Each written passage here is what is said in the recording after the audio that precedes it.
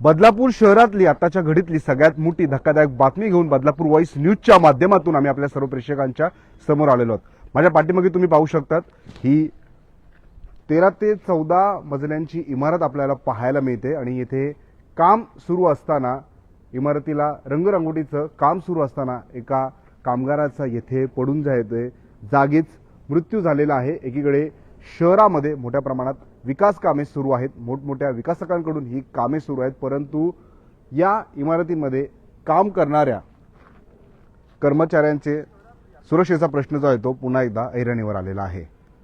8व्या मजल्यावरती कर्मचारी जो या ठिकाणी काम करत होता तो रंग मारत असताना तो खाली कोसळला। जेव्हा इथे सेल्स ऑफिस आहे आम्ही तिथे गेलो, त्यांच्याशी संवाद साधला तेव्हा अशी माहिती मिळालेली की त्यांचं म्हणणं असं आहे की सुरक्षेच्या दृष्टिकोनातून आम्ही सगळं पाळलं होतं, सगळे नियम पाळले होते आणि जो वरती ज्या माणसाने दोर पकडलेला त्याच्याकडून काहीतरी चूक झाली असावी आणि जो पेंटर इथे रंग मारत होता तो खाली कोसळला असं त्यांचं म्हणणं आहे। तर आम्ही पोलीस स्टेशनला जेव्हा गेलो तेव्हा पीए साहेब शिंदे म्हणाले की अद्याप तरी आमच्यापर्यंत पूर्ण पंचनामा आलेला नाही, या संपूर्ण घटनेचा तपास त्यांच्या माध्यमातून सुरू असल्याचं त्यांनी आमच्यासोबत बोलताना सांगितलं।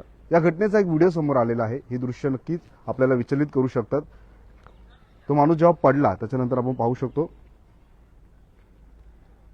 त्याच्या शेजारी जो माणूस उभा आहे, आम्हाला जे कळले तो त्याचा बंधू आहे, तो देखील चक्कर येऊन पडलेला आहे। म्हणजे हा प्रकार, ही घटना किती धक्कादायक आहे याचं वास्तव आपल्याला हा व्हिडिओ पाहिल्याच्या नंतर लक्षात येतं।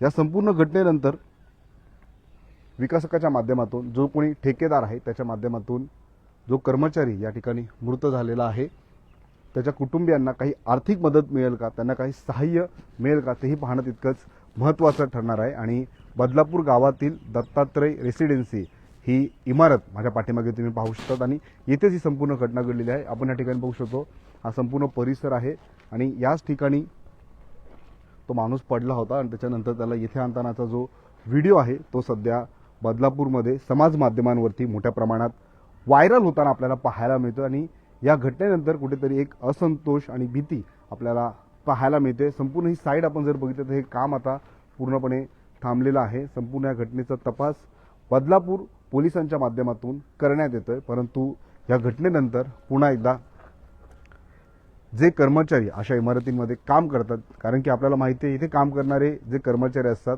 ते हातावरती पोट असणारे सगळे कामगार असतात आणि या सर्व कामगारांसोबत अशी जेव्हा घटना घडते तेव्हा त्यांना काय न्याय मिळतो, विकासकाच्या माध्यमातून किंबहुना जो ठेकेदार आहे त्याच्या माध्यमातून त्यांच्या कुटुंबियांना काही न्याय मिळेल का, काही आर्थिक मदत त्यांच्या माध्यमातून दिली जाणार का, तेही पाहणं तितकंच महत्त्वाचं ठरणार आहे। परंतु या घटनेनंतर मोठ्या प्रमाणात एक हळहळ बदलापूर गाव परिसरामध्ये व्यक्त केली जाते।